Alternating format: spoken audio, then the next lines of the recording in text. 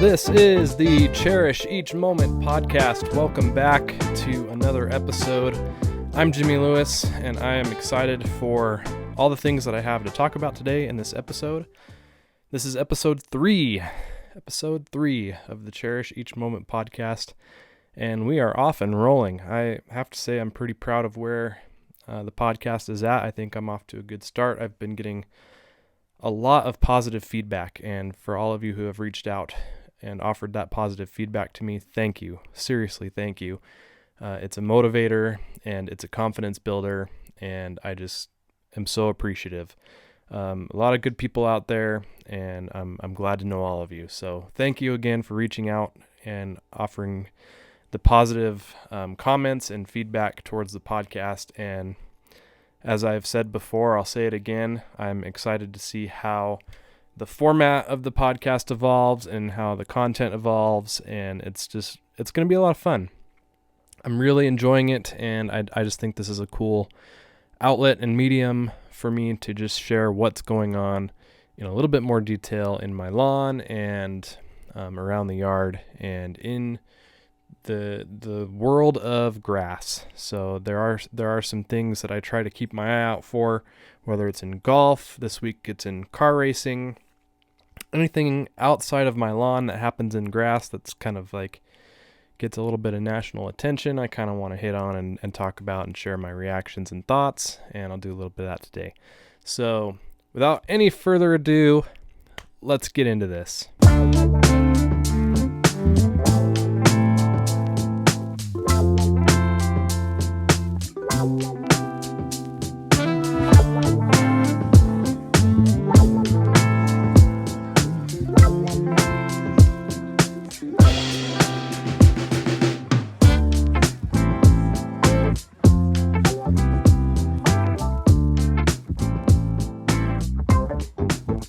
So as always, one of the first things I want to talk about in the episode today is what's going on here at home, here in my lawn.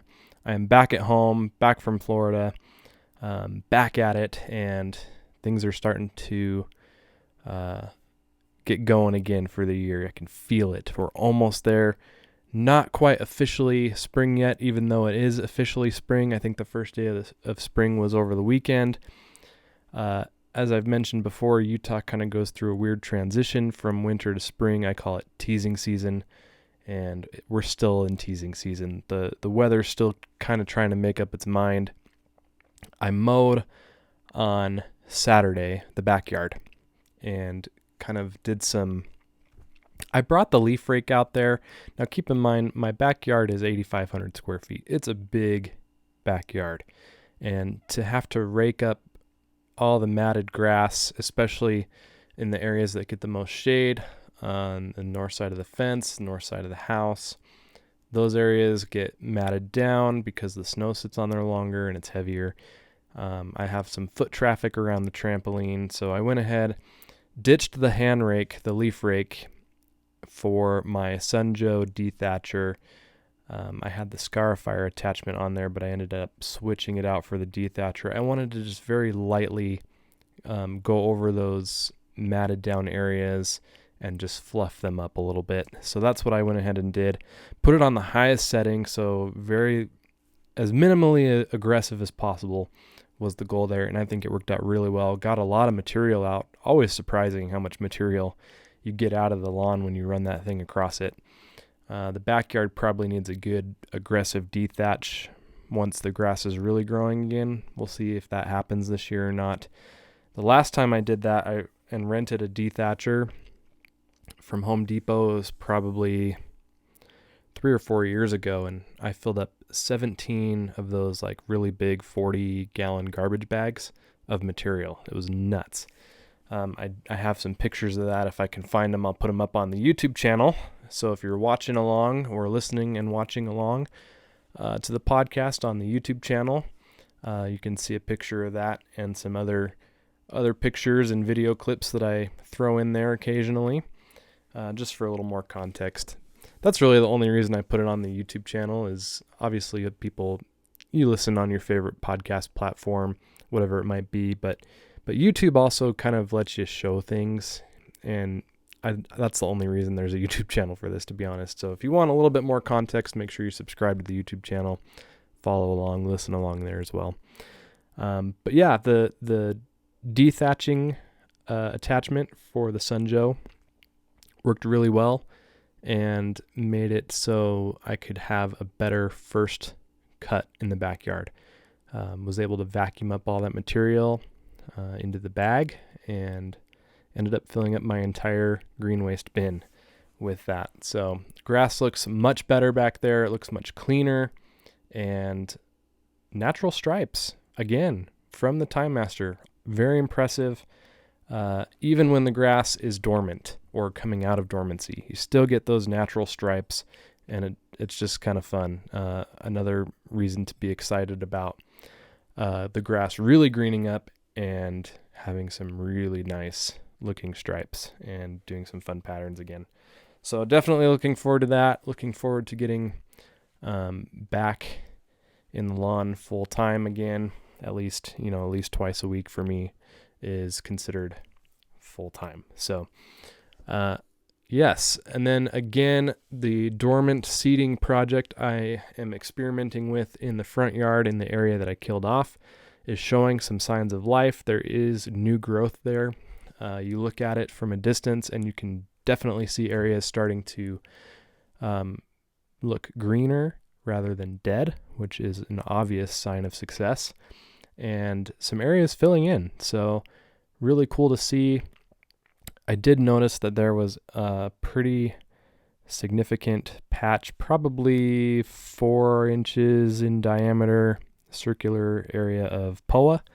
Dug that out, patched it up, put a little bit of GCI blue heat in there, and we ended up getting some rain and some snow too. Like I said, teasing season. Mowed on Saturday, and then Sunday morning woke up and there was snow. So just enough to, blanket the lawn, and it was melted off by the end of the day. Not a big deal, but just kind of funny.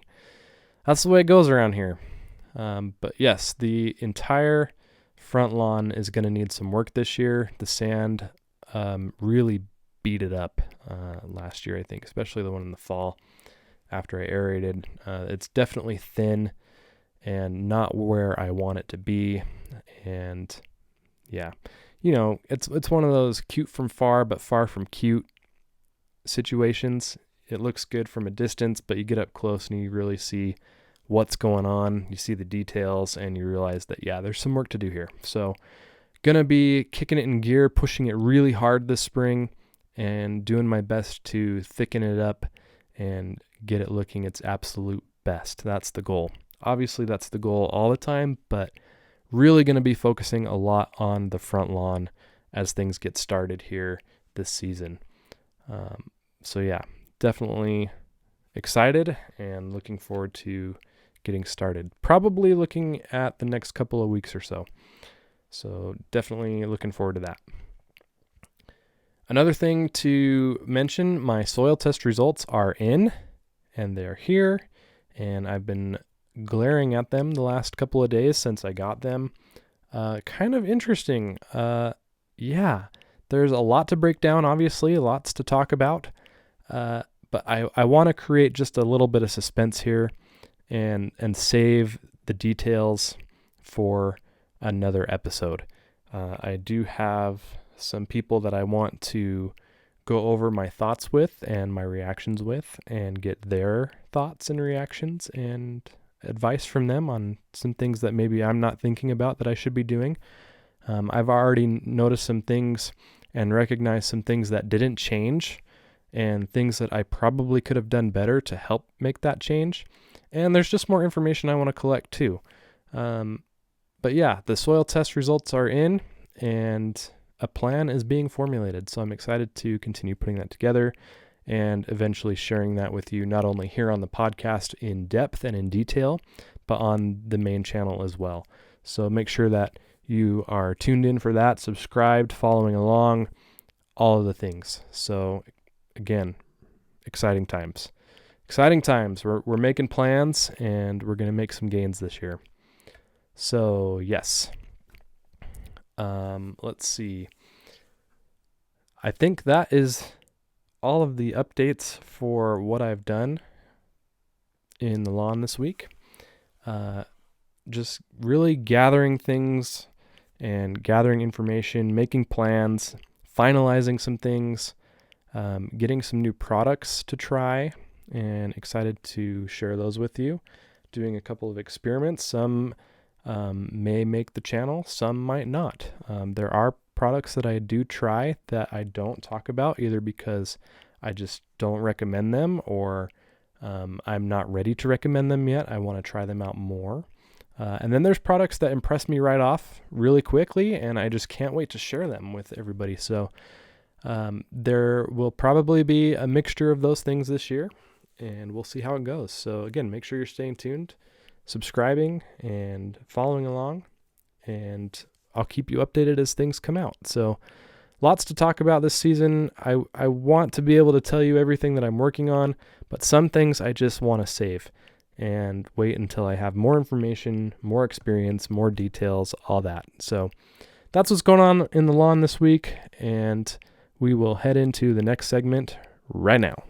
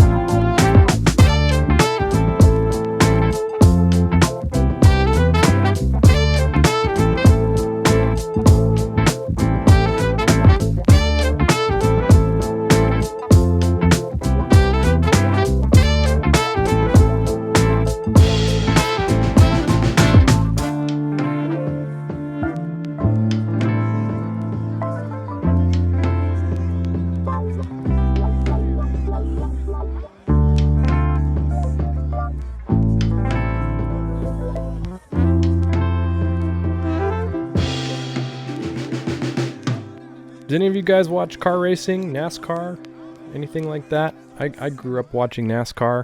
I was a really, really big fan of NASCAR growing up. My parents watched it every Sunday, and I had a massive collection of die-cast NASCAR cars, and I still have, I think, all of them today. They're in storage in my basement. But yeah, I still have all of those. I still hang on to those memories. I don't follow the sport nearly as much as I did back when I was a kid, but I do still try and keep a little bit of an ear to the ground as to what's going on. And I don't think, regardless of whether or not you follow the sport, if you follow grass, you probably saw or heard about this incident that happened at Atlanta Motor Speedway on Saturday in the NASCAR Xfinity Series. And again, those of you that are watching on the YouTube channel, I'm going to have a clip of this on screen here. The camera crew did an amazing job catching this incident from multiple angles, and it's just awesome to watch this. It's kind of sad at the same time for a number of reasons, and we'll talk about that too. But I have to say, the grounds crew at Atlanta Motor Speedway is absolutely killing it. The grass looked phenomenal. Deep green, nice stripes. I've tried to do some research and figure out exactly what the cultivar is here, what the grass type is, but they wouldn't respond to my tweet. So if any of you live in the Atlanta area and have been to the Speedway or know about the grass that's in the infield of the Speedway there along the front stretch, let me know. I'm curious to know. It's been bugging me since I saw this happen and paid more attention to the grass there. But yeah, so if you haven't heard, what happened was Josh Berry, he's one of the drivers. He had an incredible save. His car spun, and he saved it and was heading towards the pit area, and he had a decision to make, and I don't know if he made the right one or not, probably the wrong decision, but he was going too fast to get onto pit road. He would have been penalized and had to sit on pit road, or he could have done what he did and dodged pit road and tried to get back on the track to stay out of that trouble. But instead, he was going too fast and wasn't able to turn out of the way of the infield grass in time. And we've since learned that there is a lot of dirt and soil buildup there at the base of the grass, and it was high enough that when Josh Berry drove his car into the grass, rather than just driving over the grass, the front end of the bottom of his bumper there smacked into the soil, and the grass just had this immaculate explosion in front of the car. And like I said, the camera crew did just an awesome job capturing this, and it's just glorious. You know, obviously it kind of hurts you for both him for having just saved the car from spinning out and possibly running into a wall, and here he goes running into the grass, and the grass is what destroys the car, and obviously the grass is torn up too, which is also sad. You see that kind of regularly when you watch stock car racing. You know, they'll spin out and have these big wrecks and they'll tear up the grass. That really sucks, and you probably feel bad for the grounds crew too, and they're probably hurting just as much. But yeah, really fascinating incident. I did a little digging afterwards, found the Speedway's Twitter account. They posted some updates on Twitter after the race with some pictures of the grounds crew. Obviously they had the race the following day, the big race, the cup race, and they said that the crew would be working through the night to level the grass along the entrance to pit road and along the front stretch so it would be even with the racing surface and ready for the Sunday race. So pretty amazing pictures here. They've got a sod cutter out, they've got a front loader, and you know, obviously they're working on smoothing that out and making that transition from, it looks like, I can't tell if it's just painted asphalt or concrete in that area there, but they're making the transition from the hard surface to the grass a little bit smoother, which probably should have been done in the first place, and it was probably just something that was overlooked and they didn't really consider. I don't know if the front bumpers are riding lower to the ground than they were in the past. I'm sure they are. The cars have changed so much even since I stopped watching NASCAR full time. But if you haven't seen the video, I will leave a link in the description and in the podcast notes. You can check that out. Pretty incredible and just kind of crazy to watch, and really, really interesting incident there. So I thought that was pretty cool and definitely worth sharing, worth talking about. If you had a chance to see that, let me know what you think about that. And if you know of any other incidents like this where grass is involved, feel free to shoot me an email and share it with me, jimmy@jimmylewismows.com. And if I think it's interesting enough, I will bring it up here on the podcast. So I like talking about stuff like that.